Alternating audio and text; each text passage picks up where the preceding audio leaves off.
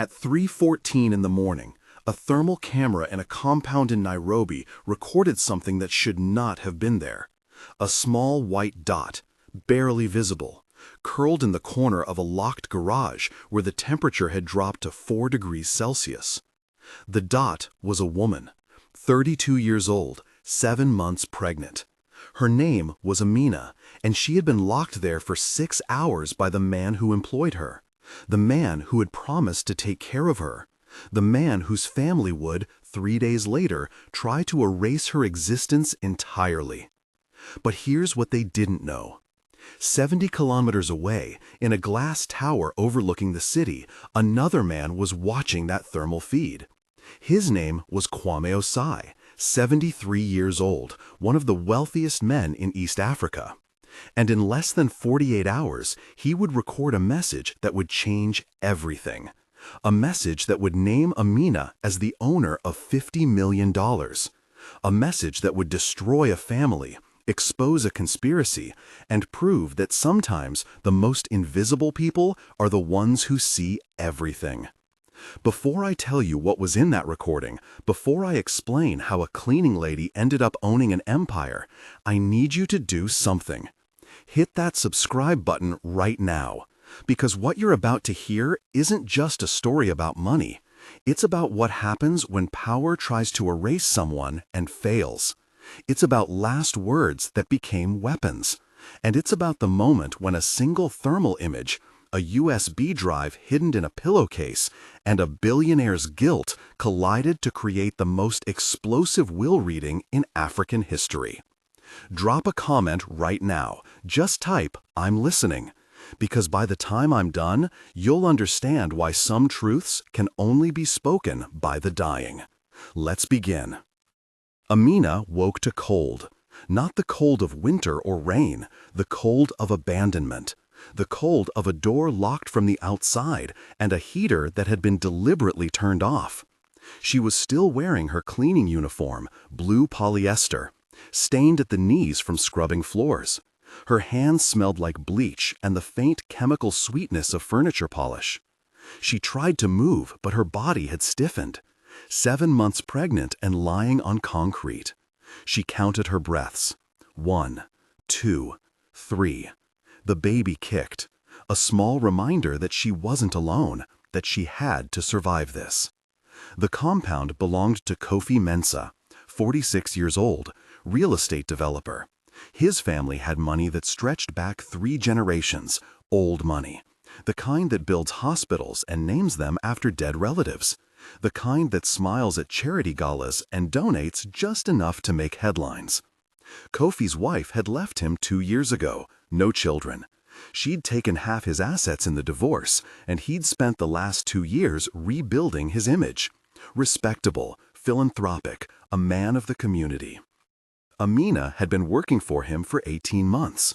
She cleaned his house, cooked his meals, managed the staff. He paid her well by Nairobi standards, 15,000 shillings a month, enough to send money home to her mother in Kisumu, enough to save a little, not enough to leave. She had learned early that men like Kofi didn't just employ you, they owned you. Your time, your space, your silence. The affair started the way these things always start. Small gestures, a compliment about her cooking, a hand on her shoulder that lingered too long. Late nights when the other staff had gone home and he would sit in the kitchen and talk to her about loneliness, about how his wife had never understood him, about how hard it was to be successful and alone. Amina listened because that was her job, to be present, to be invisible, to not make waves. The first time he touched her, she said no, quietly, respectfully, the way you say no to a man who controls your livelihood. He apologized, said he'd misread the situation. The second time, he didn't apologize. He said she should be grateful, that he could make her life very comfortable or very difficult. That night, Amina learned what it meant to have no choices, to be trapped by poverty and proximity, and the knowledge that if she left, if she spoke, no one would believe her. She got pregnant 4 months later. When she told Kofi, his face went blank. Then he smiled, a smile that made her stomach drop. "We'll take care of it," he said. He meant abortion. She said no. He said it wasn't a request. She still said no. That's when everything changed. Kofi began locking her in at night. He said it was for her own protection, that she was carrying his child and he needed to make sure she was safe. But the locks were on the outside of the doors. And the cold nights, the missed meals, the small cruelties, they all added up to a clear message. You belong to me. Your body belongs to me. This child belongs to me. And if you try to leave, I will make sure you disappear. What Kofi didn't know was that someone was watching, not out of kindness, not out of justice, but out of guilt. Kwame Osei sat in his penthouse 70 kilometers away and watched the thermal feed. He had cameras on properties all over the city, part of his security system, part of his need to control. He'd built an empire on control, real estate, mining, telecommunications, 50 years of careful decisions and strategic ruthlessness. He was 73 years old, diabetic, heart condition. The doctors had given him 6 months, maybe a year if he was lucky. He'd been reviewing his security feeds like he did every night, a habit, an obsession, and that's when he saw it. A small heat signature in the corner of a compound he recognized, Kofi Mensah's property. Kwame knew Kofi, had done business with him, had watched him climb the social ladder using family connections and strategic marriages, had watched him divorce and rebuild, had thought nothing of it. But now, watching that small glowing dot curl tighter against the cold, Kwame felt something he hadn't felt in decades: shame. Because he recognized that pattern, he'd seen it before, in his own houses, in his own businesses. Women who disappeared into the architecture of wealth, who were used and discarded, who had no names in the ledgers. Kwame had never been kind. He'd been effective. He'd built his fortune by understanding that power was about leverage, about knowing what people needed and using that knowledge. He'd employed hundreds, paid them, never asked questions about their lives, never wondered what happened when they went home. That willful blindness had made him rich. It had also made him complicit. Now, watching that thermal signature, Kwame did something he rarely did. He called his lawyer at 3 in the morning, and he said 5 words that would change everything. I need to make recordings. The lawyer, a man named Walter Kimani, had worked for Kwame for 30 years. He'd seen the ruthless decisions, the hostile takeovers, the workers laid off to increase margins. He'd drafted the legal documents that made it all possible. When Kwame said he needed to record something, Walter asked one question: "Are you dying?" "Yes," Kwame said, "and I need to fix something before I do." What Kwame recorded over the next 2 days was not a confession. It was an instruction, a legal document that would be activated upon his death. A last will and testament that no one, not even his family, knew existed. In that recording, Kwame named Amina, a woman he'd never met, a woman whose name he didn't even know at first. He had to call his security team, have them trace the thermal signature, find out who lived in that compound, get her employee records. When he learned her name was Amina Wanjiku, 32 years old, cleaner, pregnant, no family in the city. When he learned she'd been locked in a garage overnight, something in him broke. Not sentimentality, not sudden goodness, just the cold mathematical realization that he had spent 50 years enabling exactly this kind of cruelty, and that the only thing he could do now was use his power differently. The recording was simple, clinical. Kwame's voice had the flat authority of a man who'd spent his life giving orders. My name is Kwame Osei. I am of sound mind. I am recording this as an addendum to my will. I hereby establish the Ashanti Protective Trust with an initial endowment of $50 million. The purpose of this trust is to protect and empower survivors of domestic abuse and economic exploitation. I name Amina Wanjiku as the primary beneficiary and trustee.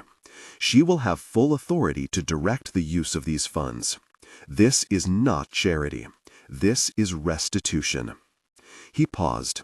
Then he added something that would become crucial in the legal battles to come. If anyone challenges this, you will find evidence in my security archives: thermal imaging, audio recordings, bank transfers. I have watched cruelty happen in properties I own.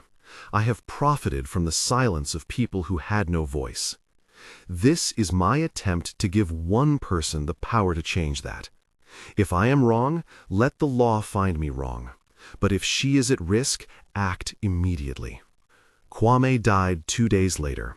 Heart attack, alone in his penthouse. His body was found by his housekeeper, the same woman who'd worked for him for 20 years and whose name he'd never learned. The irony was not lost on Walter when he arrived to execute the will. Now, before I tell you what happened next, I need you to understand something. This story isn't about a good man making amends. Kwame Osei was not a good man. He was a man who realized, too late, that his wealth had been built on the backs of people he'd never bothered to see. What he did wasn't redemption. It was an acknowledgement. A cold, calculated use of power to disrupt a system he'd spent his life perfecting. And what happened when that recording was played would tear apart families, destroy reputations, and prove that sometimes the most dangerous weapon is the truth. If you're still watching, hit that like button, share this video, because what comes next is when everything explodes. Amina didn't know any of this. She only knew cold. She only knew that morning came, and Kofi opened the garage door with a smile. "You must have been uncomfortable," he said, as if it had been an accident, as if he hadn't deliberately locked her there. She didn't respond. She'd learned that responding only made things worse. Nene, the head housekeeper, saw Amina that morning, saw the way she moved, slow, careful, saw the bruise on her arm. Nene had worked in wealthy homes for 30 years. She knew what she was seeing. She'd seen it before. Women who disappeared into the walls, who carried marks they explained away, who lived in a permanent state of apology. That night, Nene did something dangerous. She slipped an envelope under Amina's door. Inside was a USB drive and a note. "This is evidence. Keep it safe. Someone is watching." The USB drive contained thermal images downloaded from Kofi's own security system. Images of Amina locked in the garage. Images of Kofi opening the door hours later. Images that had timestamps and metadata. Images that could not be explained away. Amina didn't know who had given Nene the drive, didn't know that a dying billionaire had seen her suffering and decided to act. She only knew that someone, somewhere, had evidence. And evidence meant possibility. 3 days after Amina found the USB drive, Kwame Osei died. His death made headlines. One of East Africa's most prominent businessmen, philanthropist. His funeral was attended by presidents and CEOs. His family, who'd been waiting for this moment, prepared for the will reading with the confidence of people who'd already divided the estate in their minds. The will reading was held in a conference room in downtown Nairobi. Kwame's children were there, his siblings, his business partners, all of them dressed in black, all of them performing grief. Walter Kamani sat at the head of the table with a folder that was thicker than anyone expected. The primary will was standard. Bequests to family, donations to charities, millions divided among people who already had millions. They nodded, they smiled, they congratulated each other on their shares. And then Walter said, "There's an addendum." He produced the recording, played it on a small speaker in the center of the table. Kwame's voice filled the room, flat, certain, naming Amina, explaining the trust. $50 million. The room went silent. Then someone laughed, nervous, disbelieving. "This is a joke," Kwame's eldest son said. "Who is this woman?" Walter produced documents, the trust paperwork, the security footage, bank statements showing the 50 million had already been transferred. All of it legal, all of it witnessed, all of it designed to be unbreakable. "Your father left very specific instructions," Walter said. "He anticipated challenges. He's prepared for them." Kwame's family didn't just challenge the will, they went to war. They hired forensic accountants, private investigators. They claimed Kwame had been senile, manipulated. They argued that a cleaning lady couldn't possibly be a legitimate beneficiary. They leaked the story to the press. "Billionaire's fortune stolen by maid," the headlines screamed. But Walter had prepared for this.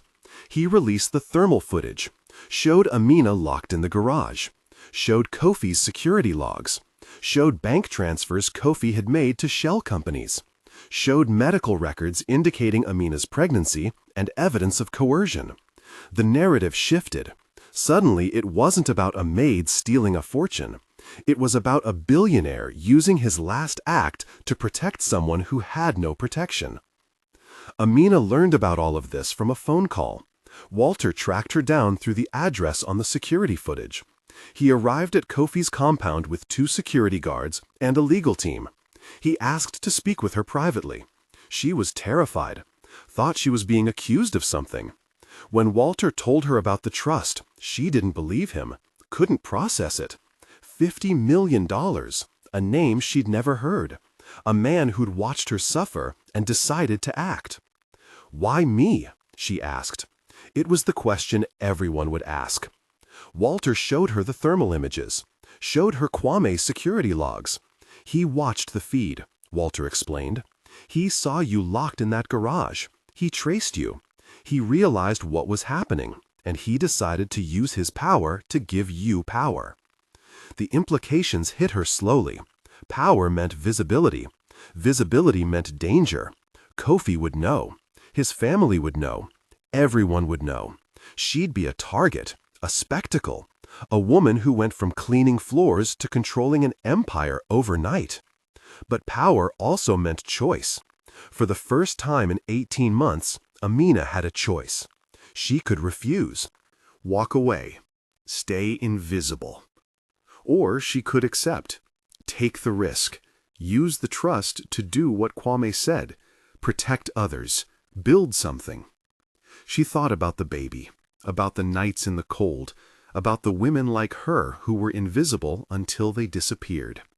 She looked at Walter and said something that surprised even her. "I accept, but I need lawyers, I need security, and I need to know how to make sure this money doesn't just become another way to control me." Walter smiled. "Your father anticipated that too. The trust is structured so you have final say. There are advisors, oversight, but you control how the funds are used. He wanted you to have agency, not just money." What happened next happened fast. Walter filed for emergency protective orders, got Amina out of Kofi's compound, secured her in a safe house, hired investigators to document everything. Kofi tried to fight back, claimed Amina had stolen from him, claimed the pregnancy was a lie, claimed she was being manipulated by Kwame's family to steal the inheritance. But the evidence was overwhelming.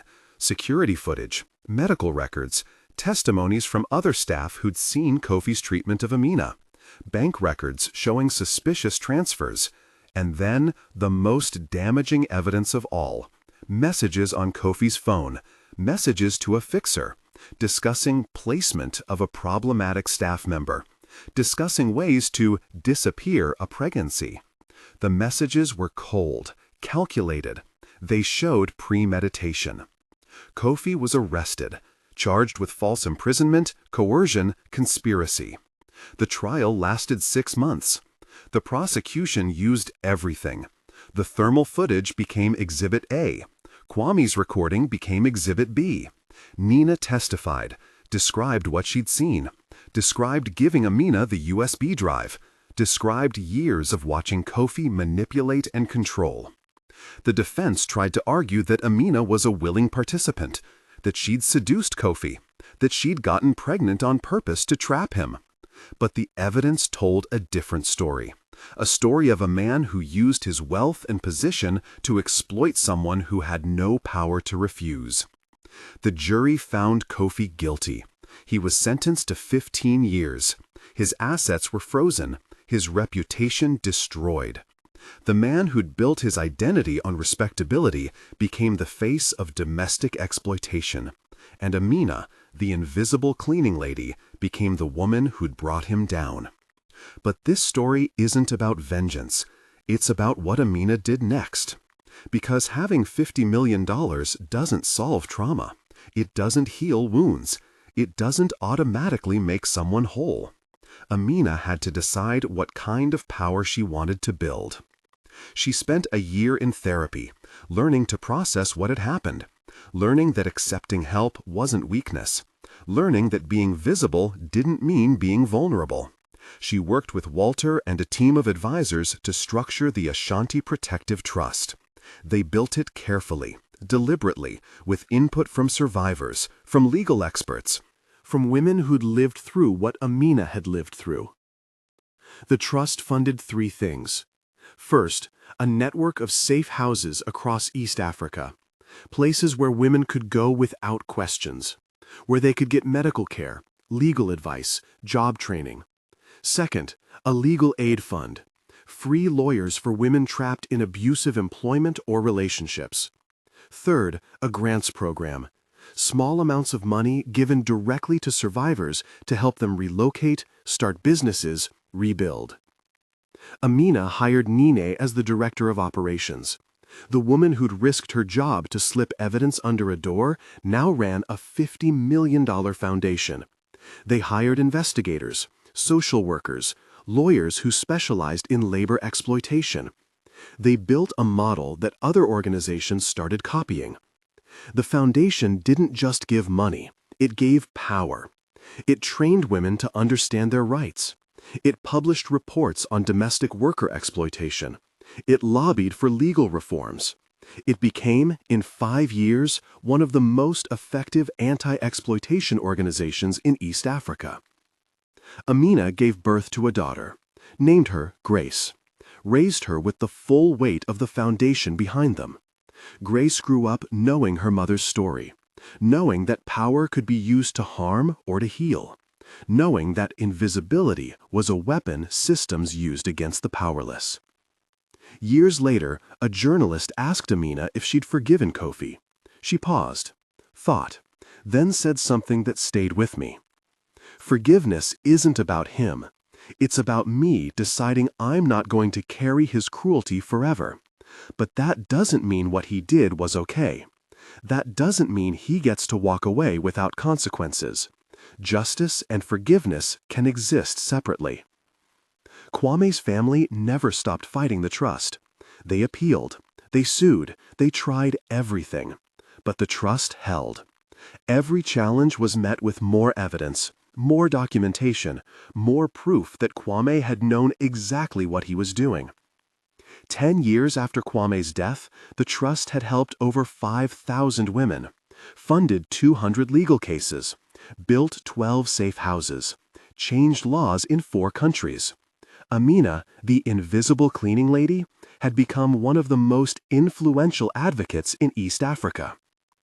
But she never forgot the cold, never forgot the feeling of being locked in a garage at 3 in the morning, never forgot that a man she never met had seen her suffering and decided to act.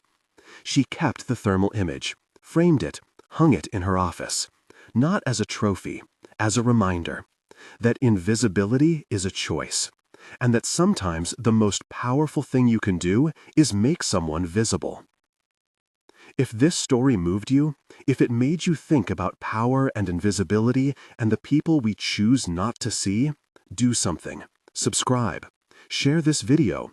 Leave a comment about a time you were invisible, about a time someone saw you when you thought no one was watching. Because that's what this story is really about. Not money, not wills, but the moment when someone decides that your life matters, that your suffering is not acceptable, that you deserve to be seen. Thank you for listening.